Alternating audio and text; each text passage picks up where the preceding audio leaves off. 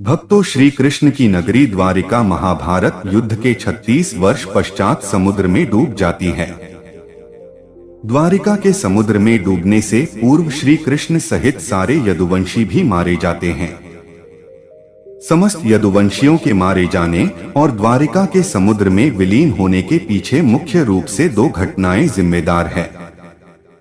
एक माता गांधारी द्वारा श्री कृष्ण को दिया गया श्राप और दूसरा ऋषियों द्वारा श्री कृष्ण पुत्र सांब को दिया गया श्राप। आइए इस घटना पर विस्तार से जानते हैं। गांधारी ने दिया था यदुवंश के नाश का श्राप। महाभारत युद्ध की समाप्ति के बाद जब युधिष्ठिर का राजतिलक हो रहा था, तब कौरवों की माता गांधारी ने महाभारत युद्ध के लिए श्री कृष्ण को दोषी ठहराते हुए श्राप दिया कि जिस प्रकार कौरवों के वंश का नाश हुआ है, ठीक उसी प्रकार यदुवंश का भी नाश होगा। ऋषियों ने दिया था सांब को श्राप। महाभारत युद्ध के बाद जब 36वां वर्ष आरंभ हुआ तो तरह तरह के अपशकुन होने लगे। एक दिन महर्षि विश्वामित्र, कण्व, देवर्षि नारद आदि द्वारका गए। वहां यादव कुल के कुछ नवयुवकों ने उनके साथ परिहास मजाक करने का सोचा।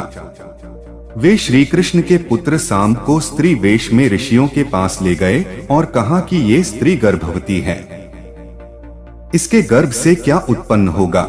ऋषियों ने जब देखा कि ये युवक हमारा अपमान कर रहे हैं, तो क्रोधित होकर उन्होंने श्राप दिया कि श्री कृष्ण का यह पुत्र वृष्णि और अंधकवंशी पुरुषों का नाश करने के लिए एक लोहे का मूसल उत्पन्न करेगा, जिसके द्वारा तुम जैसे क्रूर और क्रोधी लोग अपने समस्त कुल का संहार करोगे।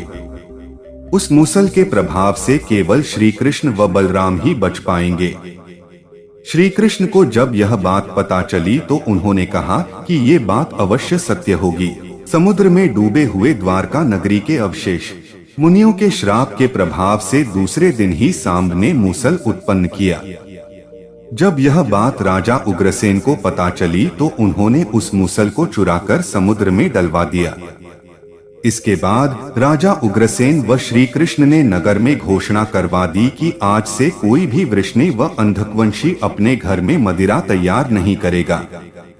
जो भी व्यक्ति छिपकर मदिरा तैयार करेगा, उसे मृत्युदंड दिया जाएगा। घोषणा सुनकर द्वारकावासियों ने मदिरा नहीं बनाने का निश्चय किया। द्वारका में होने लगे थे भयंकर अपशकुन। इसके बाद द्वारका में भयंकर अपशकुन होने लगे। प्रतिदिन आंधी चलने लगी। चूहे इतने बढ़ गए कि मार्गों पर मनुष्यों से ज्यादा दिखाई देने लगे। वे रात में सोए हुए मनुष्यों के बाल और नाखून कुतरकर खा जाया करते थे। सारस उल्लुओं की और बकरे गीदड़ों की आवाज निकालने लगे। गायों के पेट से गधे, कुत्तियों से बिलाव और नेवलियों के गर्भ से चूहे पैदा होने लगे। उस समय यदुवंशियों को पाप करते शर्म नहीं आती थी। अंधकवंशियों के हाथों मारे गए थे प्रद्युम्न।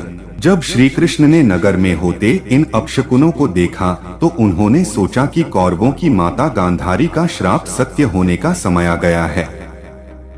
इन अपशकुनों को देखकर तथा पक्ष के 13वें दिन अमावस्या का संयोग जानकर श्री कृष्ण काल की अवस्था पर विचार करने लगे। उन्होंने देखा कि इस समय वैसा ही योग बन रहा है जैसा महाभारत के युद्ध के समय बना था। गांधारी के श्राप को सत्य करने के उद्देश्य से श्री कृष्ण ने यदुवंशियों को तीर्थ यात्रा करने की आज्ञा दी। श्री कृष्ण की आज्ञा से सभी राजवंशी समुद्र के तट पर प्रभास तीर्थ आकर निवास करने लगे। प्रभास तीर्थ में रहते हुए एक दिन जब अंधक व वृष्णि वंशी आपस में बात कर रहे थे, तभी सात्यकी ने आवेश में आकर कृतवर्मा का उपहास और अनादर कर दिया। कृतवर्मा ने भी कुछ ऐसे शब्द कहे कि सात्यकी को क्रोध आ गया और उसने कृतवर्मा का वध कर दिया। यह देख अंधकवंशियों ने सात्यकी को घेर लिया और हमला कर दिया। सात्यकी को अकेला देख श्री कृष्ण के पुत्र प्रद्युम्न उसे बचाने दौड़े। सात्यकी और प्रद्युम्न अकेले ही अंधकवंशियों से भिड़ गए, परंतु संख्या में अधिक होने के कारण वे अंधकवंशियों को पराजित नहीं कर पाए और अंत में उनके हाथों मारे गए। यदुवंशियों के नाश के बाद अर्जुन को बुलवाया था श्री कृष्ण ने। अपने पुत्र और सात्यकी की मृत्यु से क्रोधित होकर श्री कृष्ण ने एक मुट्ठी एरका घास उखाड़ ली। हाथ में आते ही वह घास वज्र के समान भयंकर लोहे का मूसल बन गई। उस मूसल से श्री कृष्ण सभी का वध करने लगे। जो कोई भी वह घास उखाड़ता वह भयंकर मूसल में बदल जाती, ऐसा ऋषियों के श्राप के कारण हुआ था। उन मूसलों के एक ही प्रहार से प्राण निकल जाते थे। उस समय काल के प्रभाव से अंधक, भोज, शिनी और वृष्णि वंश के वीर मूसलों से एक दूसरे का वध करने लगे। यदुवंशी भी आपस में लड़ते हुए मरने लगे।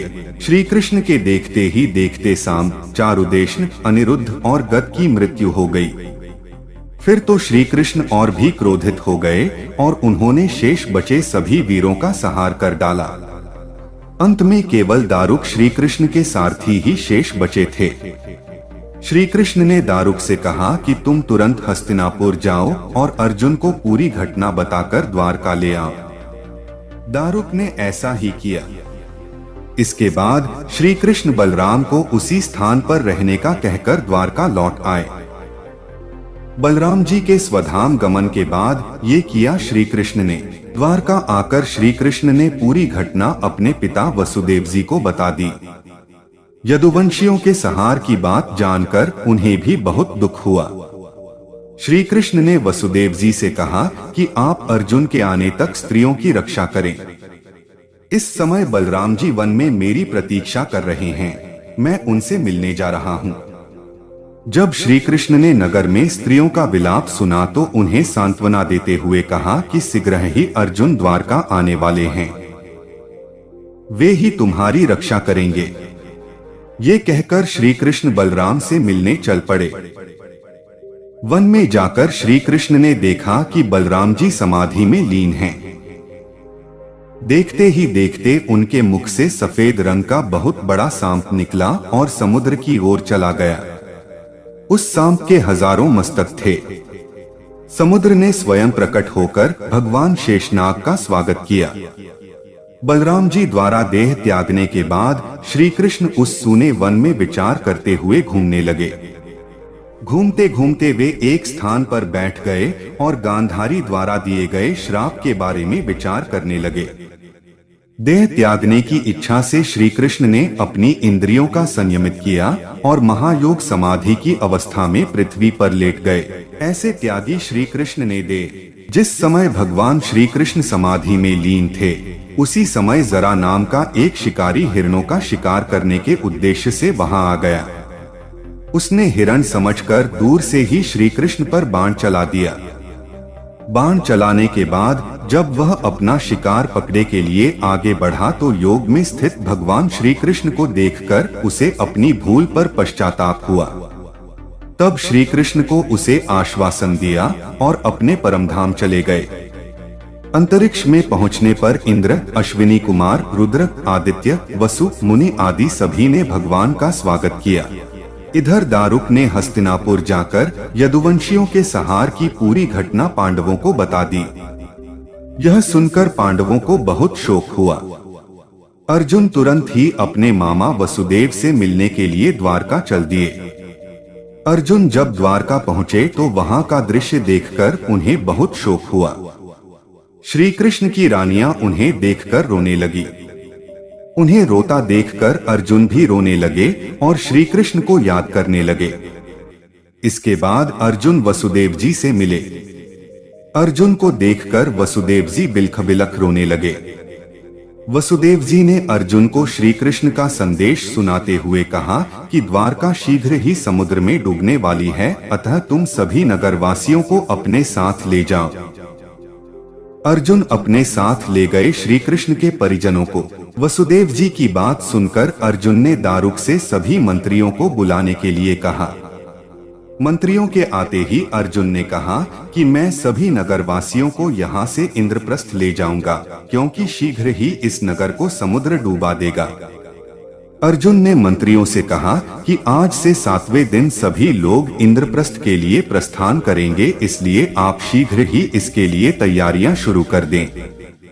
सभी मंत्री तुरंत अर्जुन की आज्ञा के पालन में जुट गए। अर्जुन ने वह रात श्री कृष्ण के महल में ही बिताई। अगली सुबह श्री कृष्ण के पिता वसुदेव जी ने प्राण त्याग दिए। अर्जुन ने विधि विधान से उनका अंतिम संस्कार किया। वसुदेव जी की पत्नी देवकी, भद्रा, रोहिणी व मदिरा भी चिता पर बैठकर सती हो गई। इसके बाद अर्जुन ने प्रभास तीर्थ में मारे गए समस्त यदुवंशियों का भी अंतिम संस्कार किया। 7वें दिन अर्जुन श्री कृष्ण के परिजनों तथा सभी नगरवासियों को साथ लेकर इंद्रप्रस्थ की ओर चल दिए। उन सभी के जाते ही द्वारका नगरी समुद्र में डूब गई। ये दृश्य देखकर सभी को बड़ा आश्चर्य हुआ। तो मित्रों, हमारा वीडियो कैसा लगा कमेंट करके जरूर बताएं।